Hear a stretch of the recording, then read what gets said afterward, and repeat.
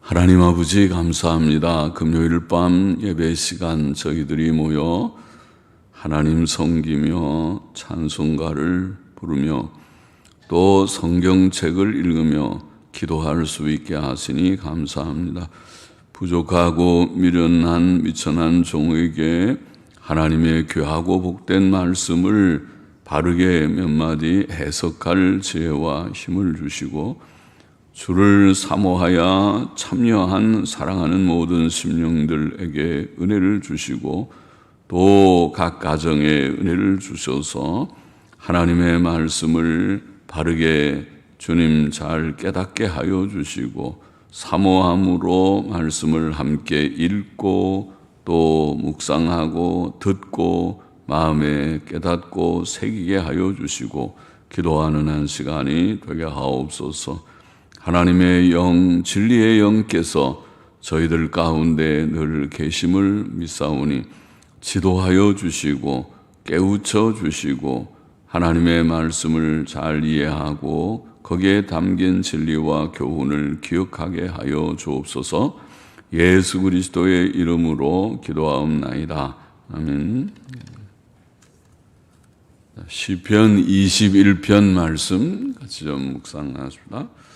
다윗의 시 영장으로 한 노래, 영장으로라는 말은 영어 성경은 영장을 위한 이렇게 번역되어 있는데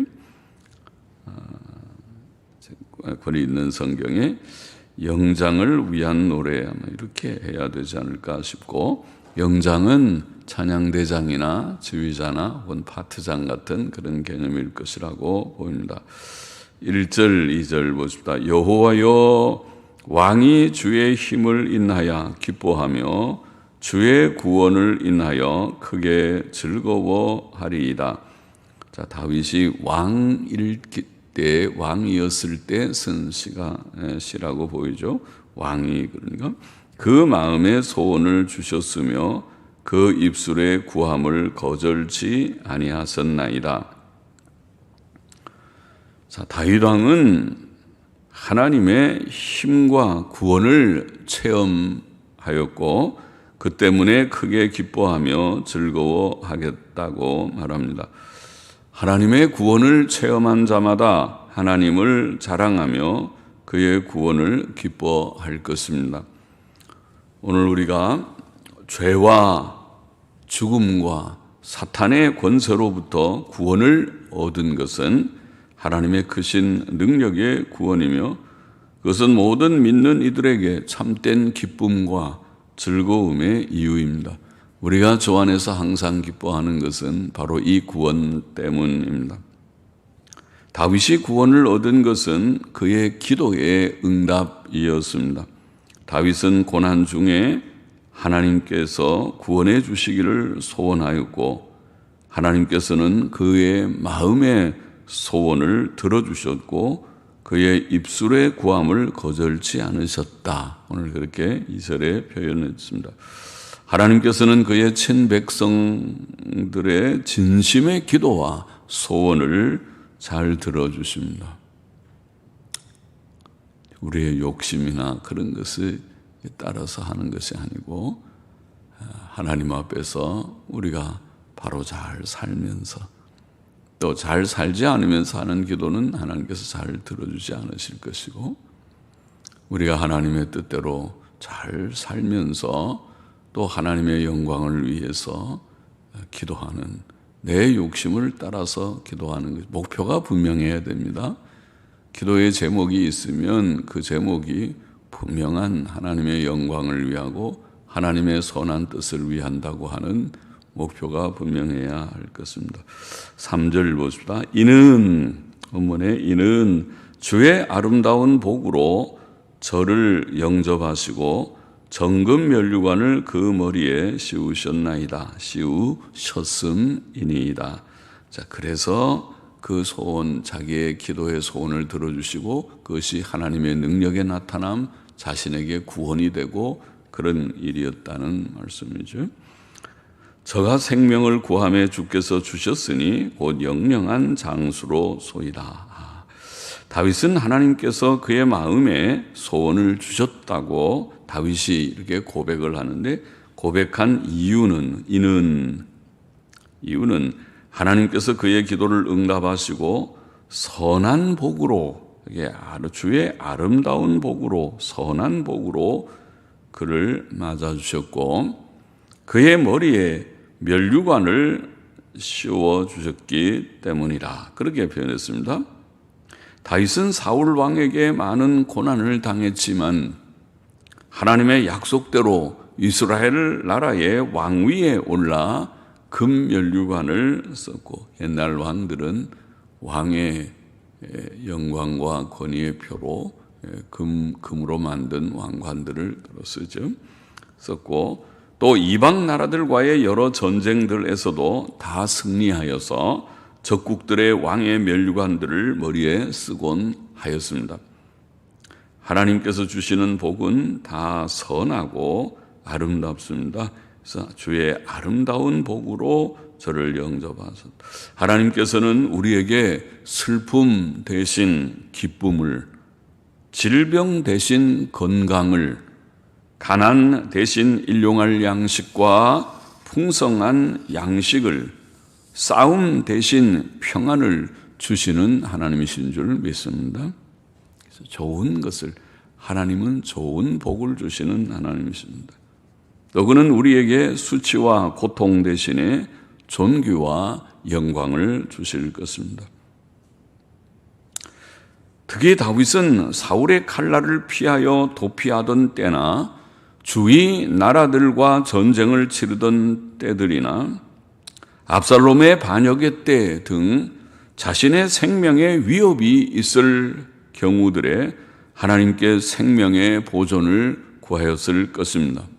그렇죠? 생명은 귀한 것이고 죽음의 위협에서 하나님 나를 좀 살려주세요. 아파 죽을 때, 또 원수들이 나를 죽이려고 할 때 그렇게 부르짖어, 혹은 다른 나라와 전쟁할 때, 그때 하나님께 생명의 보존을 구하였을 것입니다. 그런데 하나님께서는 다윗의 생명을 지켜주셨을 뿐 아니라 그에게 영영한 장수, 오늘 표현을 다윗이 그렇게 표현했죠. 저가 생명을 구하며 주께서 주셨으니 곧 영영한 장수로소이다. 영영한 장수, 그것은 영생인데, 그렇죠? 우리가 영원한 생명, 오래 우리가 살지만은 영원히 오래 살지는 않죠. 조금 살고 나이가 연세가 많으면은 몸이 쇠약해지는 우리들이지만은, 그러나 하나님께서 다윗의 생명을 지켜주시고 또 영영한 장수를 주셨다, 이렇게 표현했습니다. 영생의 구원을 주셨다는 뜻같이 보입니다. 모든 생명은 하나님께 있습니다.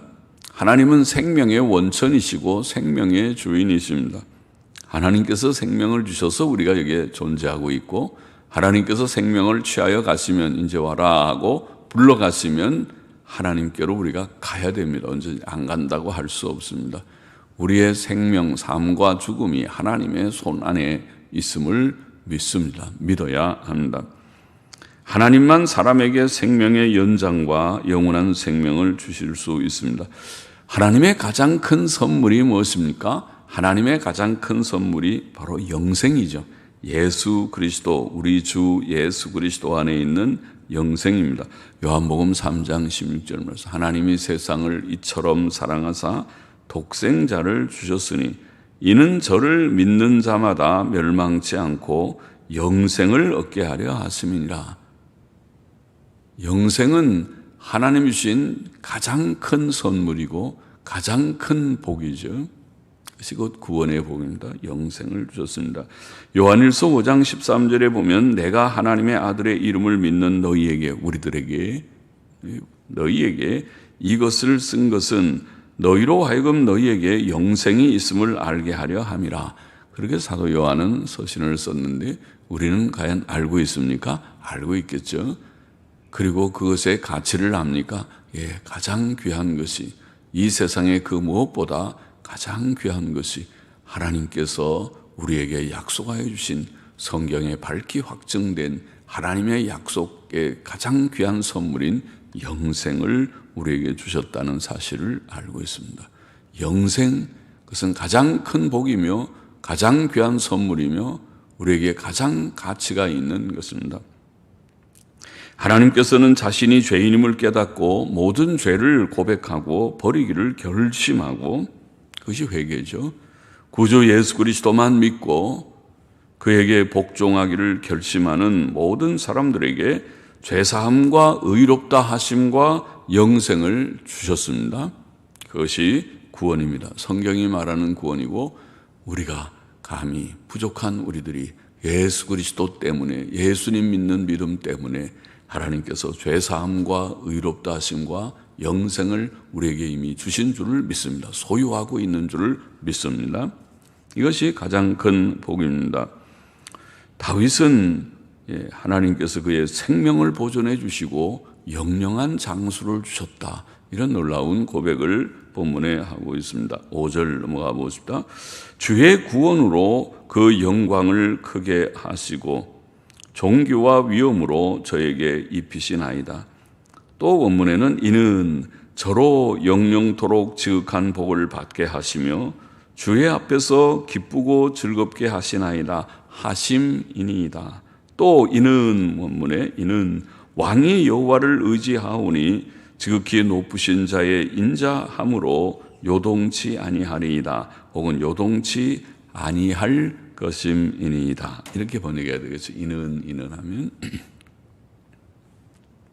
성도는 세상에서 때때로 고난과 모욕을 당하지만 하나님께서는 그를 구원하시고 영광을 주시고 존귀와 위엄을 입혀주십니다. 이게 다윗의 고백이 그렇죠. 주의 구원으로 그 영광을 크게 하시고 존귀와 위엄으로 저에게 입히셨다, 그렇게 표현합니다. 요셉은 하나님의 기이한 섭리로 인하여 여러 해 동안 종살이를 하고 감옥살이를 하고 하였지만은 애굽의 총리가 되어서 하나님께서 그를 영광을 주셨고 존귀와 위엄을 입혀주셨죠. 요셉의 경우가 바로 그러한 하나님의 은혜였죠. 다윗 자신도 하나님의 작정과 뜻 가운데 외롭고 힘든 긴 도피 생활, 사울이 다윗을 죽이려고 한 그 세월이 10여 년은 된다고 보이는데, 도피 생활을 한 후에 왕이 되었습니다. 다윗 자신이 바로 하나님께서 그를 영광과 존귀와 위엄을 입혀주신 경우입니다. 우리 주님 예수님께서는 십자가에 못 박혀 죽으신 후에 3일 만에 영광스러운 몸으로 부활하심으로써 하나님께서 존귀와 영광을 아들 예수 그리스도에게 주셨습니다. 땅 위에 33년 동안이 수고로운 고난의 그런 여정이었겠지만 하나님께서 사람이 되어 누추한 인간들 사회, 죄 많은 사회 속에서 생활하시고 결함이 많은 인간 부모 밑에서 생활하시는 주님, 또 3년 동안 공생의 때에 사람들과 부딪히면서 그 속에서 많은 비난을 받고 또 나중에는 큰 고난을 당하고 십자가에 처형되시는 주님의 고난의 여정이, 주님은 고난의 주님이셨지요. 그런데 하나님께서 그를 3일 만에 부활시켜서 영광과 존귀를 얻게 하셨습니다. 성도의 영광은 장차 부활의 몸으로 천국에서 영생할 때에 완전히 드러날 것입니다. 지금은 고난이 없지 않지만은, 고난의 그런 과정이지만은, 여정이지만은, 그러나 장차 주께서 우리를 주의 영광의 몸의 형체와 같이 변케 하실 것이다. 빌립보서 3장에 말씀하신 대로 그렇게 될 것입니다. 하나님께서 주신 구원이 다윗에게 영광과 존귀가 되는 것은 그것이 크고 영원한 복이며, 여기에 이는 크고 영원한 복이며 거기에 기쁨과 즐거움이 있기 때문입니다.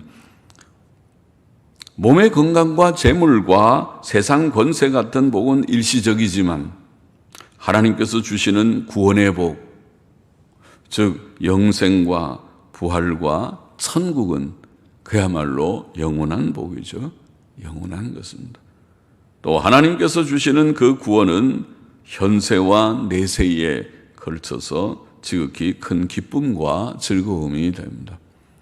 천국은 기쁨이 충만한 나라일 것이고, 그리고 현재도 예수님 믿는 사람들은 이 고난의 눈물 골짜기와 같은 세상을 살면서도 그렇게 가히 너무 슬퍼하지 않고 주 안에서 항상 기뻐하고 항상 즐거워하는 생활을, 또 주의 주시는 평안을 누리는 생활을 할 수 있고 할 것입니다. 해야 할 것입니다. 또 하나님께서 주시는 구원이 성도들에게 영원한 복이 되는 것은, 다시 또 다윗이 말하기를 이는 하나님께서 그를 의지하는 자를 긍휼로 붙드셔서 요동치 않게 하실 것이기 때문이라. 좋은 말씀이죠. 요동치 않게 하실 것이기 때문이다. 하나님을 참으로 아는 자는 하나님만 의지할 것이며, 하나님께서는 은혜로 그들을 붙들어 주셔서 요동치 않게 하실 것이다. 자, 사람은 참 약해서 요동을 잘하죠. 믿음이 있다 하지만은 조그만 어려움이 있으면 그 믿음이 산산이 부서지듯이 약해져 갖고 내 믿음이 어디 있느냐 할 수 있는 지경이 되죠. 그래서 우리가 요동치 않고 믿음을 가지고 살 수 있는 것은 하나님의 은혜뿐입니다. 그래서 하나님께서 성도들에게 그런 긍휼로 붙들어서 요동치 않게 하신다는 그 사실은 귀한 사실이고, 그것은 큰 복이 아닐 수 없습니다. 그러므로 사도 베드로는 베드로전서 5장 10절에서 이런 말씀을 했죠. 모든 은혜의 하나님 곧 그리스도 안에서 너희를 부르사 자기의 영원한 영광에 들어가게 하시니가 잠깐 고난을 받은 너희를, 이 세상에 그래도 고난이 어떤 때는 꽤 길지만은 그것을 잠깐이라고 표현했어요. 잠깐 고난을 받은 너희를 친히 온전케 하시며 굳게 하시며 강하게 하시며 털을 견고케 하시리라. 흔들리지 않는다는 거죠. 예수님 믿는 사람들은 환난의 이 과정을 통과할 때 그 환난 때문에 좌절하거나 낭망하거나 포기하거나 실패하지 않는다는, 중도의 실패자가 되지 않는다는 것이죠. 하나님께서 요동치 않게 붙들어 주시기 때문에 그가 너희를 친히 온전케 하시고 굳게 하시고 강하게 하시고 털을 견고케 하시기 때문에, 감사한 말씀이죠. 그 은혜가 늘 우리에게 있는 줄을 믿습니다.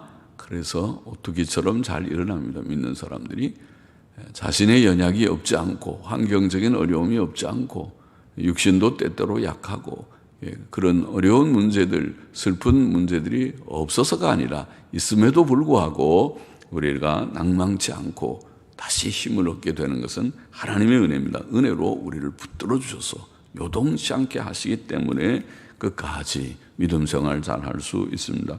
8절 9절 보십시다.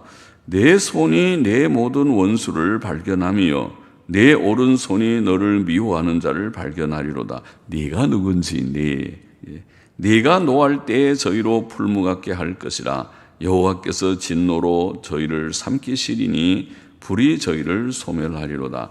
우리말에 갑자기 네가 누구냐? 나는 다윗이고 그렇지만은 네 2인칭 네가 누구냐? 8절부터 12절까지에 나오는 너를 네가라고 번역된 2인칭으로 번역된 이 말은 2인칭의 존칭어로 번역을 하는 것이 2인칭. 우리가 하나님을 향해서 당신이라는 말도 사실 잘 안 쓰죠. 정확히 말은 우리는 2인칭 존칭어는 3인칭으로 부르죠. 그래서 우리가 상대방에게 얘기하면서도 우리가 아버지한테 얘기할 때는 아버님께서 그렇게 말하지 당신이 혹은 네가 그렇게 말하지, 네가라는 말하지 않고 당신이라는 말도 잘 안 써요. 아버지께서 3인칭처럼 그렇게 표현해요. 그것이 보통 우리 언어 습관이죠. 여기에 내 혹은 너를 이런 표현은 전부 3인칭, 2인칭 존칭어로, 그러니까 주님, 주의 손이 3인칭처럼 주의 손이 주의 모든 원수를 발견하심이요 주의 오른손이 주를 미워하는 자를 발견하시리로다. 주께서 노하실 때에 저희로 불무같게 하실 것이라. 여호와께서 진노로 저희를 삼키시리니 불이 저희를 소멸하리로다. 이렇게 번역하고 그렇게 읽는 것이 좋겠다. 영어 성경들은 아마 그렇게 번역했다고 봅니다. 킹 제임스나 NIV 성경이나 그렇게 번역하고 있습니다. 주의 손이 원수를 발견하신다는 말은 하나님께서 그를 찾아 심판하신다는 뜻일 것입니다. 하나님의 원수들, 곧 하나님을 미워하는 자들이 있습니다. 그들은 또한 하나님의 참된 종들과 성도들의 원수이며 그들을 미워하는 자이기도 합니다. 이스라엘을 학대했던 애굽왕 바로, 광야에서 이스라엘을 대적하여 싸웠던 아말렉 사람들, 이스라엘을 자주 침공했던 블레셋, 암몬, 에돔 등의 이웃 나라들, 그들은 다 원수들이었습니다. 또 사울 왕이나 압살롬 등은 다윗의 아들이었지만 압살롬은 아버지를 죽이려고 했던 다윗의 개인의 원수였습니다. 역사상 많은 그리스도인들을 죽였던 로마 황제들, 또 천주교회는 공산주의 다음으로 많은 사람들을 죽이고 그 가운데는 진실한 그리스도인들이 많이 있었습니다. 교회의 교리를 거절했다는 이유 때문에 그들은 종교 재판을 해서 무서운 고문과 학대와 그리고 살해 죽이는 그런 학살을 행했지. 천주교 비평책자에 자세히 다 우리가 좀 적어놨지. 또 일본 제국도 일본 나라도 많은 기독교인들을 우리가 박해했습니다. 공산당은 말할 것도 없습니다. 자, 이것은 참교회의 원수들입니다. 그래서 우리가 공산주의는 이론은 그럴듯하지만은 경제평등, 민주화가 그런 개념인지는 몰라도 경제평등, 사회주의적인 슬로건을 근사하게 걸어놓고 그건 되지도 않는 이상이지만은 그렇게 걸어놓고 왜 되지도 않는 것이라면 소련이랑 중국이 실험을 몇십 년 동안 해서 실패한 것이 아닙니까? 그들이 지금 그들의 이론적으로 말하면 아주 이상적인 공산주의 사회가 돼야 되는데 오히려 독재 사회입니다. 예? 북한을 보면 알지 않습니까? 누구 탓입니까? 그것이 미국 탓입니까? 어림도 없는 얘기입니다. 그래서 그것은 그 이론 자체가 우리가 다 같이 열심히 노력하고 다 같이 똑같이 잘 사는 나라가 되자 하면은 누가 일합니까? 누가 열심히 일합니까? 또 사람의 그 이론은 그럴듯하지만은 그거는 사람 속에 있는 이기심이나 죄성을 전혀 고려하지 않은 이론입니다. 사람이 그 이론대로 되지 않습니다. 우리가 사회에서 보지 않습니까? 이 사회에서 모든 문제들은 사람들의 속에 있는 죄성이 문제입니다. 거짓되고 이기적이고 그런 죄성들이 있는 한 이론적으로 서로 사이좋게 잘 지내고 똑같이 나누어 가지고 되질 않는 것입니다. 그렇게 다 하면 다 같이 못 사는 나라가 됩니다. 다 망하는 나라가 되려면 그렇게 하면 됩니다. 그렇지 않고 다 경제 발전을 이루기를 정말 원한다면 자유시장 경제 이론을 우리가 그래도 지키려고 해야 됩니다. 복지를 부정하는 말이 아니라 복지도 어려운 사람들을 돌아봐야 돼. 그렇지만 진짜 선별 복지하지 않으면 밑빠진 독에 물 붓기입니다. 그렇잖아요. 저는 그런 복지를 많이 보기 때문에 이거 걱정이다. 이런 식으로 하면 이건 복지가 아니고 나라 망치는, 집안이 그런 식으로 하면은 다 망친다. 얼마 되지 못해서. 나라도 그런 식으로 복지가 선별 복지를 해서 진짜 어려운 사람은 정말 돌아보고 같이 나누고 해야 되지만은, 그러나 그렇지 않고 그냥 막 퍼주기 시작하면은 사람들은 다 쏙입니다. 자기 재산은 다 아들한테 다 넘겨버리고 다 재산 없다고 해놓고 그 다음에 다 돈 받아 먹는 그런 사람들이 아마 비일비재할 것입니다. 재산 깎아 먹기죠. 그러면 다 망하는 것입니다. 그걸 어떻게 다 감당하겠습니까? 세금으로 됩니까, 그것이? 그래서 망하는 것입니다. 그래서 되지도 않는 그 이론을 그렇게 하면 안 되고 그저 다 열심히 일해서 먹고 살 수 있도록 자꾸 잘 일할 수 있는 여건을 마련해 줘야 됩니다. 기업들이 자유로이 활동할 수 있도록 그래서 자꾸 돈을 벌면서 그래야 발전하고 그러면 이 직장이 자꾸 늘어나고 그렇게 되는 것입니다. 그런 기본적인 이론을 우리가 부정하지 말고 우리 나라의 체제가 그런데 그렇게 하면서 어려운 사람들이 있으면 좀 돌아보려고 애도 쓰고 그렇게 해야 됩니다. 나는 이 교육 정책도 다 틀려 먹었습니다. 난 목사지만 저 산불 정책인가 무슨 정책인가 다 때려 없애버려야 됩니다. 그렇게 하면 다 망하는 것입니다. 내버려둬서 자유 경쟁을 시켜야 됩니다. 자유 경쟁을 시키고 열심히 하는 사람들은 더 장려하고 오히려 제가 보기에는 중국이나 북한도 산불 정책 같은 거 없을 것입니다. 북한이 얼마나 엘리트 교육을 시키는데요. 예? 그렇잖아요. 김일성 대학이나 아주 그 천재 교육을 시키고 있잖아요. 그래서 그 사람들은 집중 훈련해서 아주 엘리트 교육을 시키고 있는데 말들이 제가 거칠어지는데 바보 같은 이 남한 사람들이 뒤늦게 좌파 사상에 물들어가지고 전부 다 평준화해서 다 바보를 만들어 놓고 있어요. 그리고 무슨 엘리트 교육 시킨다면 그거 참 아주 못된 것처럼 그렇게나 하고 교사들도 열심히 성과 평가하는 거 그거 싫어하고 그게 아주 잘못된 그런 풍조가 공무원 사회나 교사 사회들 속에 많이 있는 것 같이 보여요. 걱정이죠. 그렇게 가면 안 됩니다. 나라가 다 망하는 것입니다. 그것은 교육계도 망하고 공무원계도 다 망하고 나라 전체가 다 망하는 길로 가는 것입니다. 그렇게 하면 안 됩니다. 공무원을 줄여서 쓸데없는 공무원들은 다 줄여. 그거 다 돈인데, 다 지출인데, 모든 거를 작은 공무원 가지고도 최대 효과를 내게 해야 되지. 모든 기업들이 다 그렇게 경영하지. 기업이 만일 방만하게 그런 식으로 많은 사람들을 놓고 펑펑 월급이나 주면 기업 다 망합니다. 며칠 못 가서. 그 기업이 되겠습니까? 그래가지고. 공무원들은 누가 자를 사람 없다고 그냥 수만 늘여가지고 막 지출하면 좋습니까? 그거 다 제살 깎아먹기고 다 망하는 길인 걸 알아야죠. 자, 그런 얘기 지금 하려는 게 아니라 역사상 많은 그리스도인들을 박해했던 원수들이 있다는 얘기를 했습니다. 하나님께서는 진노하셔서 그들을 불로 삼키시며 소멸하실 것이다. 그렇게 말합니다. 그는 심히 음란했던 소돔과 고모라 성을 유황불비를 내려 멸망시키셨습니다.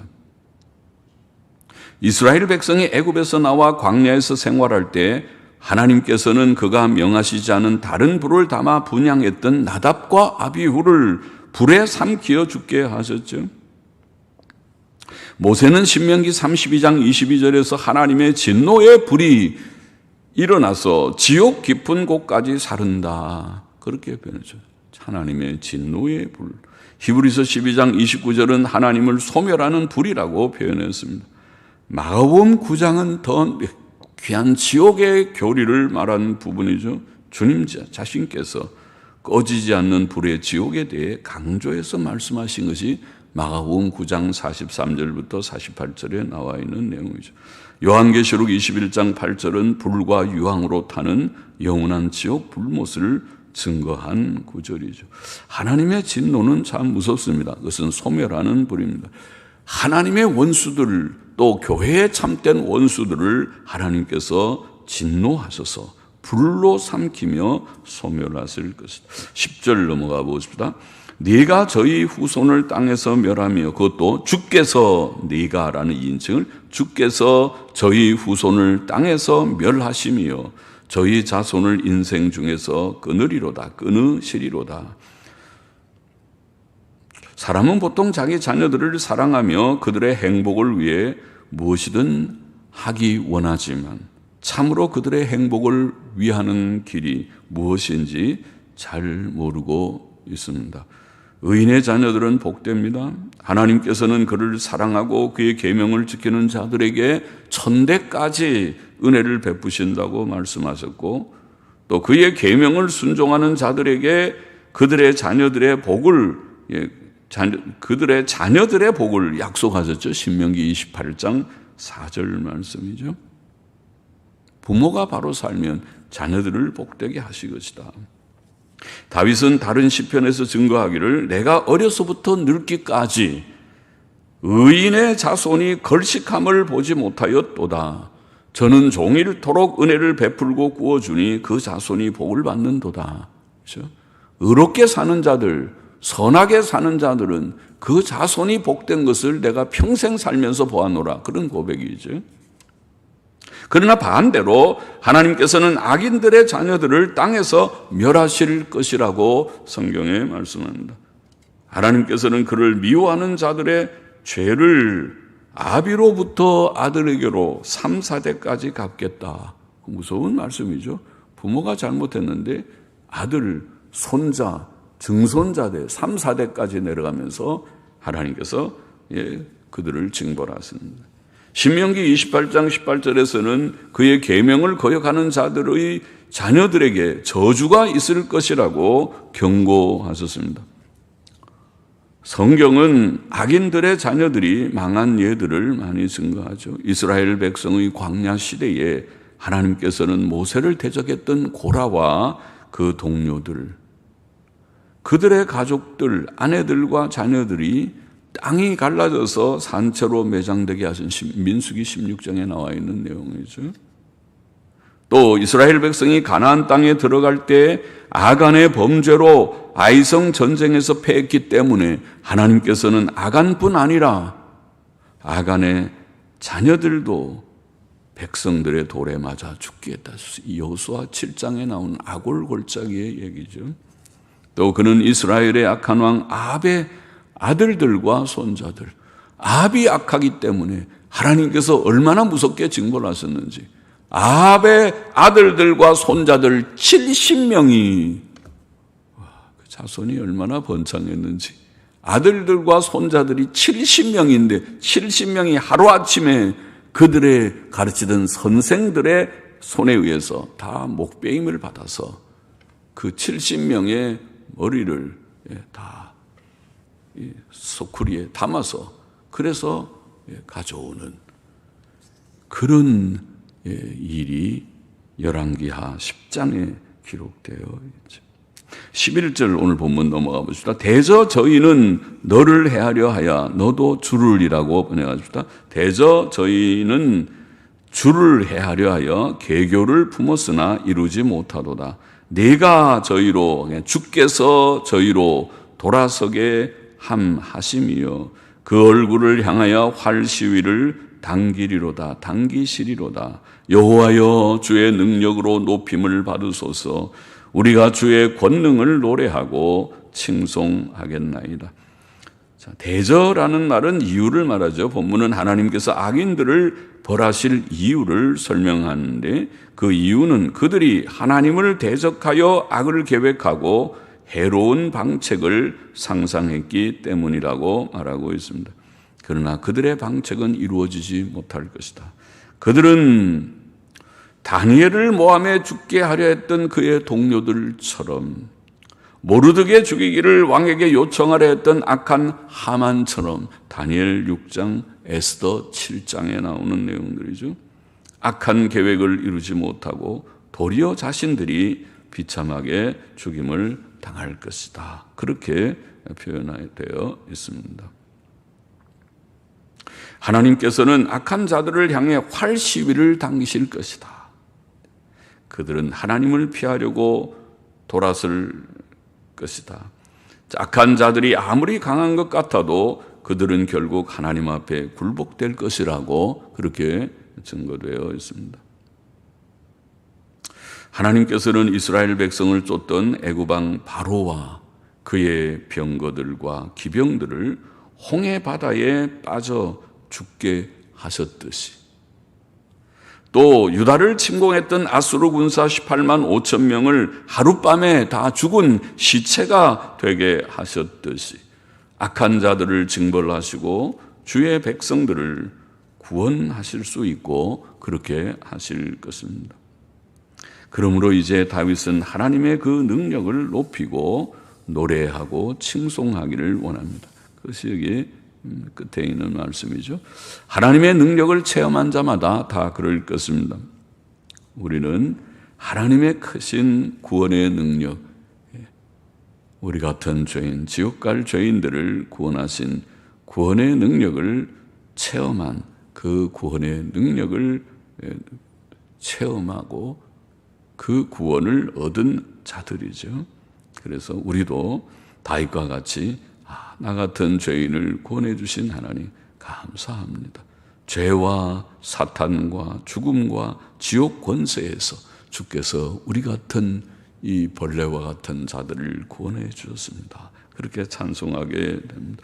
시편 21편의 교훈을 우리가 두 마디만 정리해 보십시다. 첫째로 하나님께서는 그의 힘으로 성도를 도우시고 원수들로부터 구원하신다. 그 얘기를 하고 있죠. 다윗의 체험입니다.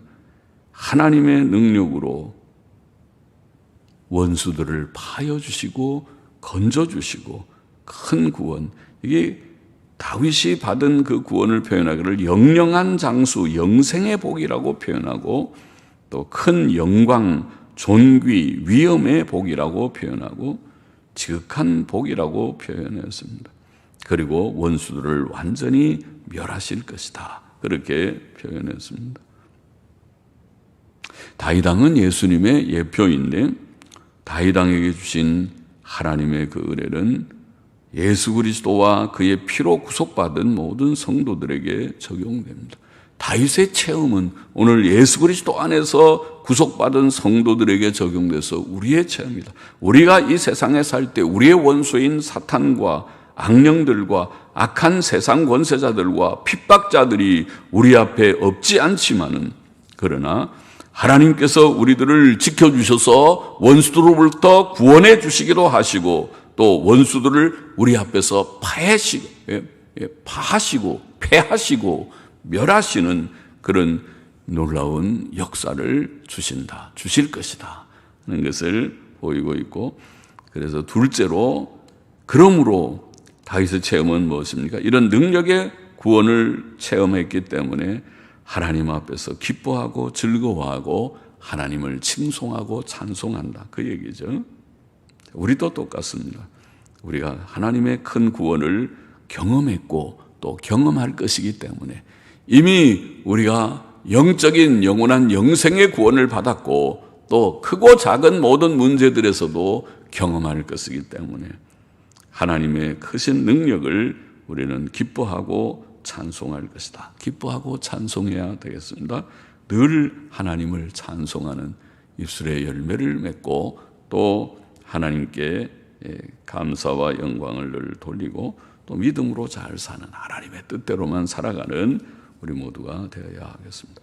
기도하십시다. 하나님 아버지, 하나님께서 그의 힘으로 성도들을 도우시고 원수들로부터 구원하신다는 것을 다윗의 체험을 통하여 고백하고 그로 인하여 다윗은 기뻐하고 찬송한다고 고백하였습니다.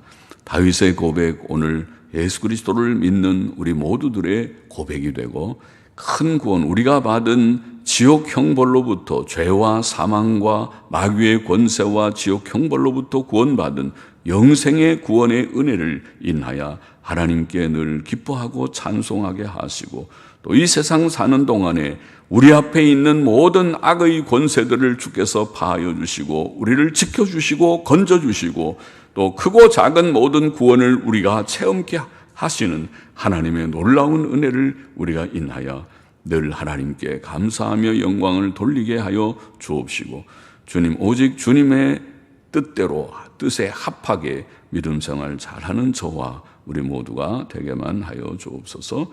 감사하며 예수님의 이름으로 기도하옵나이다. 아멘. 아멘. 자, 우리 공통적인 제목 잠깐만 아뢰십시다. 오늘도 우리 자신을 위해서 먼저 잠깐